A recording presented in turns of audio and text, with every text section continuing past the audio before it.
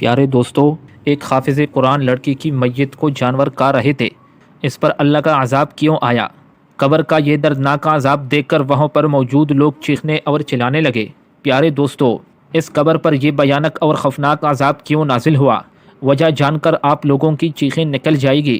اس عورت کا شوہر کہتا ہے کہ میں سعودی عرب میں نوکری پر تھا جب میری بیوی کا فون آیا، کہا کہ آپ کی ماں مر گئی ہے۔ میں بہت رویا، لیکن بیوی نے واپس آنے سے منع کر دیا۔ کہنے لگی، اتنے پیسے لگا کر اور زیور بیچ کر گئے ہو، میں خود دفن کروں گا۔ پھر میری بیوی نے کفن دفن کروا دیا۔ 5 سال بعد جب میں واپس ہندوستان لوٹا تو میرا دل غم سے بوجھل تھا۔ گھر پر میری ماں نہیں تھی۔ میں امی کی یاد میں داڑے مار مار کر رویا۔ بنگلہ نما گھر میری بیوی نے بنوایا تھا۔ جیسے ہی رات ہوئی تو اچانک رات کو مجھے رونے کی آوازیں لگی۔ میں چونک کر اٹھا اور چلتے چلتے میں اس گھر کے تہانے تک پہنچ گیا۔ یوں ہی دروازہ کھلا تو آگے کا منظر دیکھ کر میری چیخیں نکل گئی۔ جب میں سعودی عرب میں کام پر تھا تو میری بیوی کا فون آیا، شمشاد ماں کا انتقال ہو گیا ہے۔ یہ وہ الفاظ تھے جنہوں نے میرے قدموں تلے زمین کھسک لی تھی۔ کتنے لمحے میں نے بے یقینی کے عالم میں چپ چاپ سن رہا۔ دوبارہ سے اس طرح کی آواز گونج آئی کہ ماں کا انتقال ہو گیا۔ بڑی مشکل سے میں بولا، ماں کا انتقال کیسے ہو گیا؟ 2 دن پہلے اس سے بات ہوئی تھی، وہ بالکل ٹھیک ٹھاک تھی، بولنے لگی، بس رات کو اچانک ان کی سانس رک گئی تھی۔ میں ہسپتال لے گئی، تب تک ان کی جان نکل گئی۔ میں تو خود بڑے صدمے سے گزر رہی ہوں۔ میری آنکھوں کے سامنے اماں چلی گئی اور میں کچھ نہ کر سکی۔ میں نے پڑوس والوں سے کہہ دیا کہ شمشاد یہاں نہیں ہے، آپ لوگ جلد سے جلد تدفین میں میری مدد کریں۔ یہ سن کر میں چیخ اٹھا اور کہا کہ میں واپس آ رہا ہوں، میرے بنا اماں کی تدفین نہ کرنا۔ میں ماں کا اکلوتا بیٹا ہوں، یہ حق صرف میرا ہے، میں ان کی تدفین اپنے ہاتھوں سے کروں گا۔ مگر میری بیوی کہنے لگی، شمشاد ایسی باتیں نہ کرے، اتنی دیر نہیں رکھ سکتی، ان کی میت خراب بھی ہو سکتی ہے۔ اگر آپ واپس آ بھی جائے تب تک ماں کی تدفین ہو چکی ہوگی۔ آپ لاکھوں پیسے لگا کر وہاں گئے ہیں اور پھر واپس آنے میں لاکھوں روپے خرچ کرو گے۔ میں نے اپنا زیور سب کچھ بیچ کر آپ کو بھیجا ہے، واپس آؤ گے تو سب کچھ برباد ہو جائے گا۔ ہمارے بچے کیا کہیں گے؟ آپ کام پر توجہ دے اور ماں کے اصالے ثواب کے لیے وہاں کچھ پڑھ لے۔ آپ کے واپس آنے سے اماں تو واپس لوٹ نہیں سکتی، لیکن آپ کو نقصان ضرور ہوگا۔ فاطمہ نے صاف لفظوں میں مجھے واپس آنے سے منع کر دیا۔ وہ کہہ رہی تھی کہ اس نے پڑوسن والے کلیم سے کہہ کر سارا انتظام کر دیا ہے، اس نے بس مجھے کچھ پیسے بھیجنے کو کہا۔ میں نے اسی وقت اکاؤنٹ میں پیسے بھجوا دیے۔ امی کے مرنے کے بعد میرے لیے کام کرنا مشکل ہو چکا تھا، مجھے توڑ کر رکھ دیا تھا۔ مجھے دکھ اس بات کا تھا کہ میں امی کا اکلوتا بیٹا تھا، امی کے لیے بھی کچھ نہ کر سکا اور امی کا آخری دیدار بھی نصیب نہیں ہوا۔ میرا دل خون کے آنسو رلا رہا تھا۔ نوکری سے واپس آ کر اپنے کمرے میں آ کر لیٹ گیا تو امی میری آنکھوں کے سامنے گھومنے لگی۔ میری ماں کا شفیق چہرہ مجھے بےجان کر گیا۔ میرا باپ فوت ہو چکا تھا، اس کے بعد میرے ماں نے مجھے پالا تھا۔ صبح سے شام تک لوگوں کے گھروں میں کام کیا کرتی تھی اور پھر باقی سارا وقت میرے پڑھائی اور گھر پر توجہ دیتی تھی۔ میں صرف 7 سال کا تھا جب میرے باپ اس دنیا سے چلے گئے تھے۔ اسی وقت سے میرے ماں نے لوگوں کے گھروں میں کام کرنا شروع کر دیا، جبکہ میں ایسا نہیں چاہتا تھا۔ میں نے اسے کہا کہ میں پڑھائی چھوڑ کر کسی دکان پہ کام کرنے کے لیے جاتا ہوں، کوئی بھی مزدوری کر لیتا ہوں، لیکن امی کا ایک ہی خواب تھا کہ میں اچھا پڑھوں اور اپنا مستقبل بہتر کروں۔ امی مجھے محنت و مشقت میں ڈال کر پڑھائی سے دور نہیں کرنا چاہتی تھی، اس لیے امی نے خود کو دن رات کی بٹی میں جھونک دیا۔ شدید بخار کی حالت میں بھی وہ مسکراتے ہوئے مجھے کالج بیچ کر خود کام پہ نکلتے اور میرے سامنے کبھی اپنی تکلیف کا اظہار بھی نہیں کیا کرتے تھے۔ لیکن اپنی ماں کی شکل دیکھ کر مجھے پتہ چل جاتا تھا کہ میری ماں بیمار ہے۔ میری امی نے ایسی ہی دن رات محنت مزدوری کر کے مجھے کالج میں پہنچا دیا۔ کالج کے دنوں میں تو نوکری کیا کرتے تھے، اب آپ آرام کرے، آپ بیمار رہنے لگی ہے، میں کوئی نوکری کر لیتا ہوں۔ تو امی نے صاف منع کر دیا، کہنے لگی، بس تو پڑھائی کر اور کچھ نہیں کرنا، یہی میرا خواب ہے کہ میرا بیٹا پڑھا لکھا انسان بن جائے اور بڑے عہدے پر بیٹھا ہو۔ میں نے کہا کہ میں جوان ہوں، نوکری بھی کر سکتا ہوں اور پڑھائی بھی، لیکن امی کہنے لگی کہ میں چاہتی ہوں کہ تجھے اچھے اسکالرشپ ملے، تو اچھے نمبروں سے پاس ہو۔ تیرے ابو کا بھی یہی خواب تھا کہ ہمارا بیٹا پڑھ لکھ کر قابل انسان بنے۔ تیرے ابو نے ساری زندگی اس بات کا دکھ کیا کہ انہوں نے تعلیم حاصل کیوں نہیں کی تھی، اور میں چاہتی ہوں کہ مجھے کبھی یہ دکھ نہ دیکھنا پڑے۔ میں نے امی کی اس بات کو پاؤں سے باندھ لیا اور خوب محنت کرنے لگا۔ اچھے نمبروں سے کالج پاس کیا تو یونیورسٹی میں اسکالرشپ مل گئی۔ میں نے اپنی انجینئرنگ پوری کی اور ساتھ ساتھ نوکری بھی شروع کر دیا۔ آہستہ آہستہ نوکری اچھی ہوتی گئی، مجھے اچھی خاصی تنخواہ ملنے لگی۔ اس طرح گھر کے حالات بدلنے لگے اور امی بھی گھر میں آرام کرنے لگی۔ میں نے امی کے لیے گھر میں ملازمہ رکھوا دی۔ امی تو مجھے منع کرتی رہی کہ گھر میں ملازمہ کی کیا ضرورت ہے، ہم دو ہی لوگ ہیں، لیکن میں چاہتا تھا کہ میری ماں نے ساری زندگی جتنی محنت کی ہے اب اتنا ہی آرام کر لے۔ امی کے چہرے پہ مجھے کامیابی دیکھ کر جو خوشی ہوتی تھی وہ میرے لیے اس دنیا کی سب سے بڑی نعمت تھی۔ میں اپنی ماں کو ہنستا مسکراتا دیکھنا چاہتا تھا۔ اماں وہ عورت تھی جس نے اپنی جوانی کے دن مجھ پہ قربان کر دیے تھے۔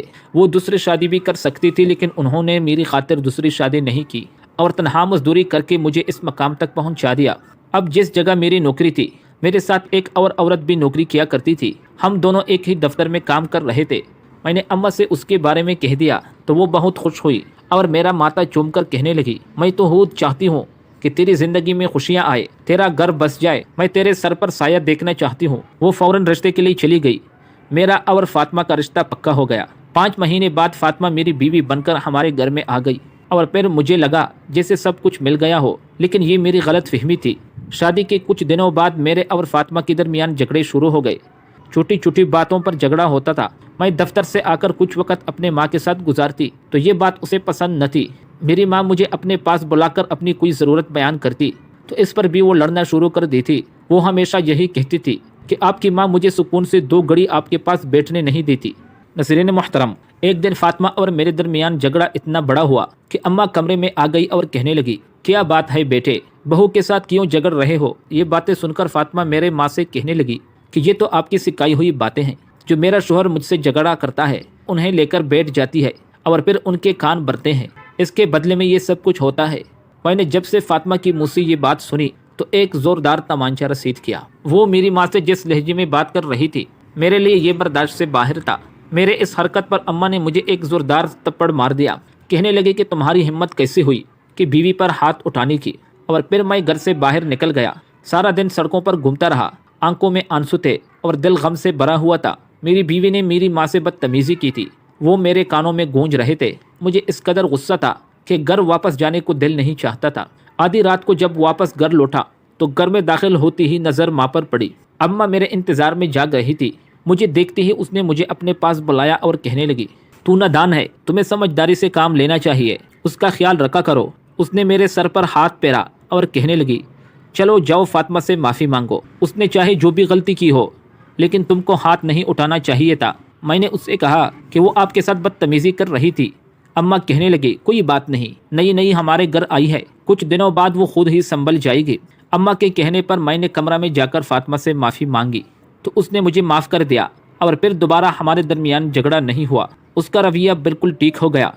میرا دل بھی سکون سے بھر گیا تھا۔ میں یہی تو چاہتا تھا کہ میری ماں اور بیوی ایک ہی گھر میں ایک ساتھ خوشی کے ساتھ زندگی گزارے۔ ناظرین محترم، چنانچہ اگلے مہینے اس نے کہا، تم پردیس کی نوکری کرو تو زیادہ پیسے کماؤ گے تو ہم اچھا گھر بھی بنائیں گے، ہمارے بچوں کے مستقبل کا سوال ہے۔ اس کی بات سن کر میں حیران ہو گیا کہ میرا تو یہی بھی کافی اچھا کام ہے، مگر وہ بار بار یہی کہتی کہ اتنے پیسوں میں گزارا ممکن نہیں، ہمیں اچھا گھر بنانا چاہیے، بچوں کے مستقبل کا سوچنا ہوگا، بڑھتی مہنگائی میں بچوں کی پڑھائی کیسے ہوگی؟ ابھی تو ہم 2 ہیں، لیکن آگے ہماری فیملی بڑھے گی تو گھر کے خرچے بڑھ جائیں گے۔ میں پردیس کی زندگی نہیں گزارنا چاہتا تھا، لیکن پھر ایک دن وہ روتے ہوئی کہنے لگی، سکون کی زندگی دینا ہی نہیں چاہتے، ورنہ میرے کہنے پر پردیس چلے جاتے۔ میرے لیے بھی آپ کے بنا رہنا مشکل ہے، لیکن یہ ہمارے مستقبل کا سوال ہے۔ اس کے آنکھوں میں آنسو دیکھ کر میں بھول گیا تھا۔ میں نے امی سے بات کی تو امی کا رنگ پیلا پڑ گیا۔ انہوں نے میرا ہاتھ پکڑ کر کہا، میرے بڑھاپے کے دن ہے، میں چاہتی ہوں کہ تم میرے ساتھ ہی رہو۔ یہ بات میرے کانوں میں پڑ گئی۔ یہ بات جب ان کے کان میں پڑ گئی تو وہ اماں سے کہنے لگی، آپ کیوں اپنے بیٹے کے مستقبل میں رکاوٹ بن رہی ہو؟ اماں نے کہا، آپ نے کہا اس لیے ساری زندگی اپنے بیٹے کو پڑھایا لکھایا تھا تاکہ بڑھاپے کے وقت اپنی قربانیاں یاد دلائے، اسے اپنی گود میں بٹھا دے۔ امی بولی، اگر تمہارا مستقبل پردیس میں ہے تو تم چلے جاؤ۔ اور پھر امی نے مجھے دوبارہ نہیں روکا۔ جب اس بات پر بحث ہوتی تھی تو وہ بالکل خاموش بیٹھی رہتی، اس نے آگے سے کوئی جواب نہیں دیا۔ میں اپنا ویزا اور پاسپورٹ بنوا کر 2 مہینے بعد پردیس کے لیے روانہ ہو گیا۔ تنخواہ بھی انڈیا کے 5 گنا زیادہ تھی، لیکن اماں اور فاطمہ کے بنا رہنا مشکل تھا۔ میں تو ان بچوں میں سے تھا جو ماں کے ہاتھ کی سکی ہوئی روٹی کھا کر بھی خوش ہو جاتے۔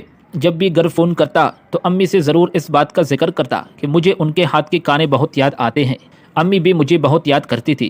جب میں فون کرتا تو میری بیوی کہتی کہ آپ کی اماں آرام کر رہی ہے، وہ سوئی ہوئی ہے۔ ایک دن میں نے اس سے پوچھا تو کہنے لگی کہ امی کی عمر کافی ہو گئی ہے، اکثر بیمار رہتی ہے، دوائی لے کر سو جاتی ہے، آپ کی کال آتی ہے تو میں انہیں بار بار ڈسٹرب کرنا نہیں چاہتی۔ پھر ایک دن ہندوستان سے فون آیا کہ میں ایک بیٹی کا باپ بن گیا ہوں۔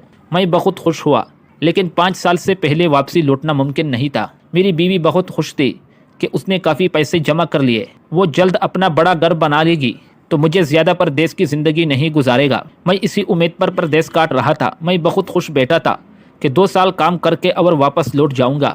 ابھی بھی یہی سوچ رہا تھا کہ اسے پھر سے فون آ گیا۔ اس نے سیدھا مجھے میری ماں کے انتقال کی خبر سنا دی، اور یہ خبر میرے لیے قیامت سے کم نہیں تھی۔ میں اپنی ماں کے جنازے کو کندھا دینا چاہتا تھا، لیکن اس فرض سے محروم ہو گیا کیونکہ ابھی میرے پاس واپس جانے کو 2 سال باقی تھے۔ امی کے مرنے کے بعد ہر دن امی کے لیے دعا کرتا اور امی سے معافی مانگتا کہ آخری وقت پر میں ان کے لیے کچھ نہ کر سکا۔ یہ غم مجھے اندر ہی اندر کھائی جاتا تھا۔ پھر 1-2 سال گزارے تو میں نے اپنی نوکری چھوڑ دی اور ہمیشہ کے لیے واپس ہندوستان لوٹ آیا، کیونکہ میری بیوی گھر بنا چکی تھی۔ اس نے ایک بڑے سے علاقے میں پلاٹ خرید کر گھر تعمیر کیا تھا، کچھ پیسے جمع کر لیے تھے، اس لیے اب میں ہندوستان میں ہی نوکری کرنا چاہتا تھا۔ ویسے بھی امی کے جانے کے بعد میری بیوی اکیلی تھی، مجھے ان کی فکر بہت ستاتی تھی۔ میں واپس لوٹا تو گھر کے دہلیز کے اندر قدم رکھتے ہی میری آنکھوں سے آنسو بہنے لگے کہ آج میری ماں نہیں ہے۔ میرے دل میں ایسا غم تھا کہ میں وہی دروازے کے پاس ہی زور زور سے رونے لگا۔ میری حالت دیکھ کر سب نے مجھے سنبھالا اور کہنے لگی، کیوں پریشان ہو، سب کچھ ٹھیک ہو جائے گا۔ اور ویسی بھی ایک نیک عورت تھی اور اس جہان میں بہت خوش ہوگی، اور ایک دن ہمیں بھی امی کے پاس چلے جانا ہے۔ صبر کی یہ باتیں سن کر مجھے کچھ حوصلہ آیا۔ میں نے اپنی بیوی فاطمہ سے کہا کہ میں پرانے گھر جانا چاہتا ہوں، مجھے امی بہت یاد آتی ہے، ماں کا انتقال اسی گھر میں ہوا ہے۔ فاطمہ ماں کے انتقال کے بعد اس نئے گھر میں شفٹ ہوئی تھی، کہنے لگی کہ وہ پرانا گھر تو میں نے بیچ دیا ہے۔ یہ سن کر میری آنکھیں پٹی کی پٹی رہ گئی۔ میں نے غصے میں کہا، یہ تم نے کیوں کیا؟